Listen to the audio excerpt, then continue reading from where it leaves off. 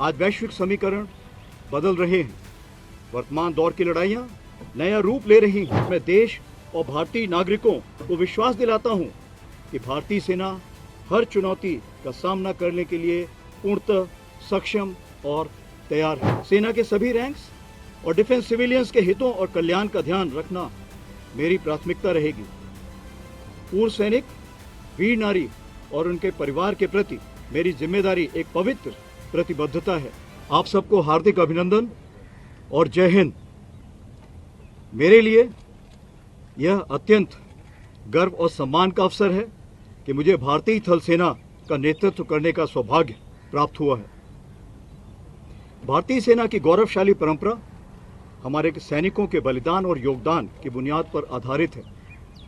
इस अवसर पर मैं उन वीर सैनिकों को श्रद्धांजलि अर्पित करता हूं जिनके कर्तव्य पथ पर अपने प्राणों की आहुति दी है।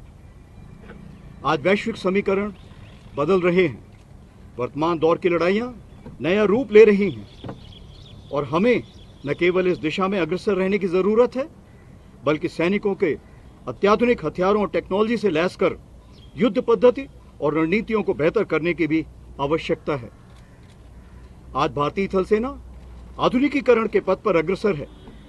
इस दिशा में आत्मनिर्भरता को पूर्णतः हासिल करने के लिए भारत सेना हमेशा तैयार है। इसके लिए इंडिजिनस इनिशिएटिव्स को प्रोत्साहित करेगी और ज़्यादा से ज़्यादा स्वदेशी वॉर सिस्टम्स और इक्विपमेंट को शामिल करेगी।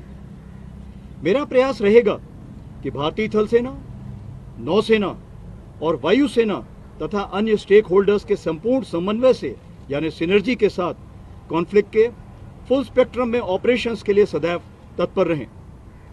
इससे भारत के राष्ट्र हितों को सुरक्षित किया जा सकेगा और हम विकसित भारत 2047 की दिशा में राष्ट्र निर्माण का एक प्रमुख स्तंभ बन सकेंगे।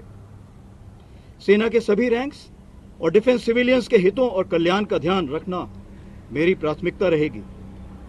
पूर्व सैनिक, वीर नारी और उनके परिवार के प्रति मेरी जिम्मेदारी एक पवित्र प्रतिबद्धता है और मैं अपने इस विस्तारित परिवार को पूर्ण समर्थन और सहायता का आश्वासन देता हूं। मुझे सौंपे गए इस उत्तरदायित्व के प्रति मैं पूरी तरह से सचेत हूं और मैं देश और भारतीय नागरिकों को विश्वास दिलाता हूं कि भारतीय सेना हर चुनौती का सामना करने के लिए पूर्णतः सक्षम और तैयार है। जय हिंद।